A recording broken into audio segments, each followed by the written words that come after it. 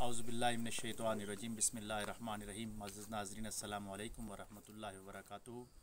آج ہم حضور علیہ الصلوۃ والسلام کی حدیث کی روشنی میں جنت کی قیمت کے حوالے سے بات کریں گے۔ صحابہ اکرام سے حضور علیہ الصلوۃ والسلام نے فرمایا کہ تمہیں معلوم ہے کہ اللہ کی جنت کی قیمت کیا ہے؟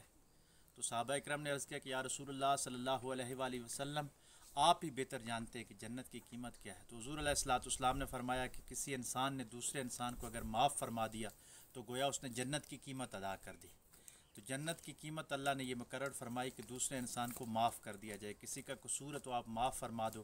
معاف کرنا اللہ کی صفت ہے اور حضور علیہ الصلوۃ والسلام کی صفت ہے۔ اگر بندہ معاف کرنے کے راستے پہ چلنا شروع ہو جائے تو زندگی میں بہت ساری آسانیاں ہوں گی۔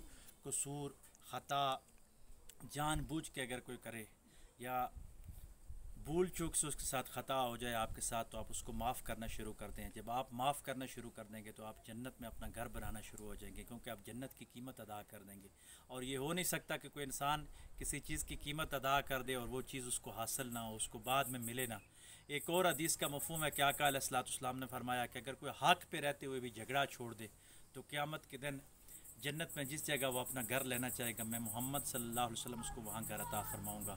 تو لڑائی جھگڑا چھوڑ کر پیار، محبت، امن اور آشتی کا درس ہمیں ملکوں کو بھی معاف کر دینا چاہیے، قوموں کو بھی معاف کر دینا چاہیے، لیکن برابری کی سطح پہ تعلقات رکھنے چاہیے۔ اگر کوئی فخر کرتا ہے، تکبر کرتا ہے، آپ کے ساتھ ظلم کر رہا ہے تو اس کو معاف کر کے ایک دو چانس ضرور دینے چاہیے۔ لیکن دیکھیں جب ظلم ہاتھ سے بڑھ جائے تو پھر عدل و انصاف کا تقاضا اسلام کرتا ہے۔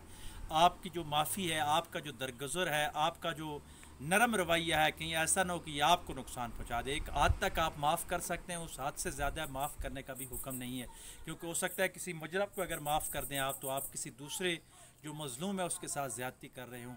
لیکن بہرحال ہمیشہ یہ کوشش کرنی چاہیے کہ جہاں تک ہو سکے دوسروں کو معاف کرنا چاہیے، کیونکہ معاف کرنا ہی جنت کی قیمت ہے۔ جنت کی جو پہلی قیمت ہے وہ لا الہ الا اللہ محمد رسول اللہ ہے، یعنی اللہ کی توحید اور محمد علیہ الصلوۃ والسلام کی رسالت پر ایمان اور یقین رکھنا، اور اس کے بعد لوگوں کو معاف کر دینا، گویا یہ جنت کی قیمت ادا کرنے کے برابر ہے۔